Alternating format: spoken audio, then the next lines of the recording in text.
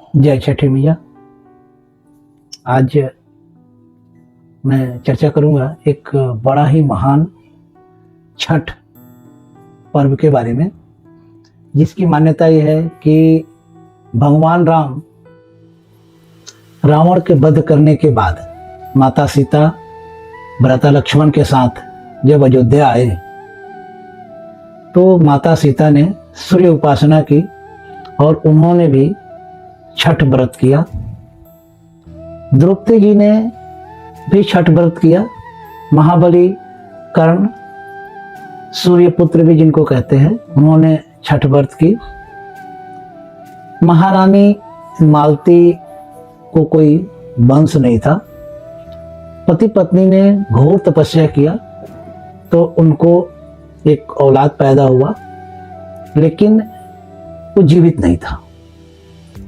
उन्होंने तपस्या की तो माँ छठी मैया प्रकट हुई और उस बच्चे के ऊपर अपना हाथ रखा और बच्चा जीवित हो गया।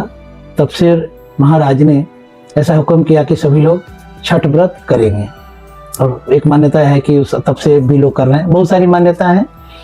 यह व्रत बिहार, पूर्वी उत्तर प्रदेश, नेपाल, झारखंड के इलाकों में होता रहा है बहुत जमाने से, लेकिन आज के डेट में तो इंटरनेशनल हो गया।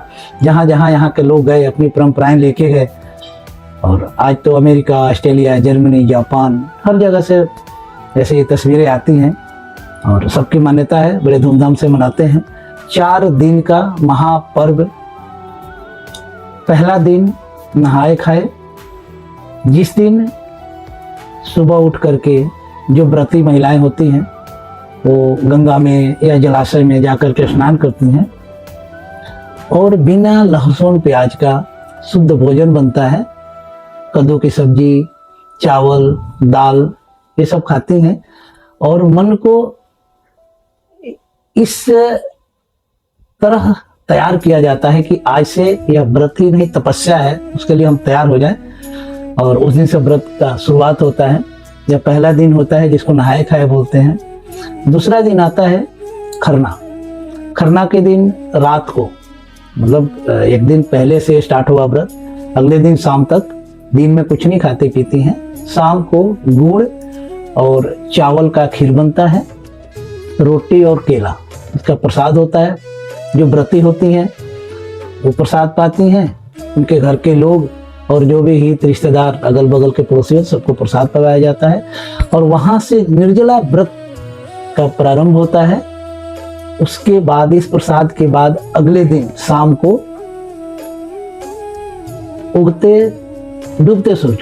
डूबते सूर्य को अर्घ दिया जाता है।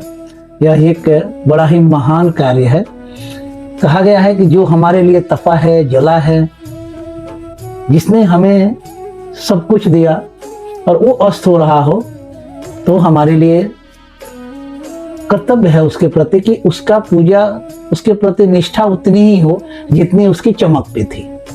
और ये परंपरा बखूबी पूर्वांचल के लोग निभाते हैं। इसके लिए सभी को धन्यवाद कि ये गुण है उनमें। अगले दिन उषा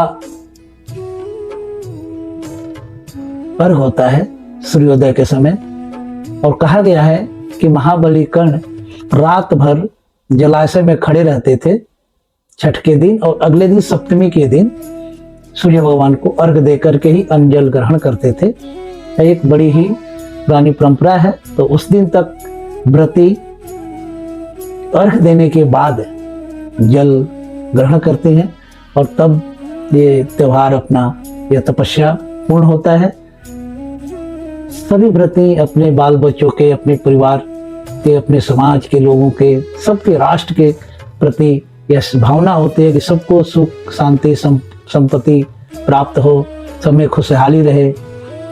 बड़ा ही महान पर्व सभी लोग मनाएं। सभी को बहुत बहुत बधाई, ढेर सारी शुभकामनाएं। जय छठी मैया।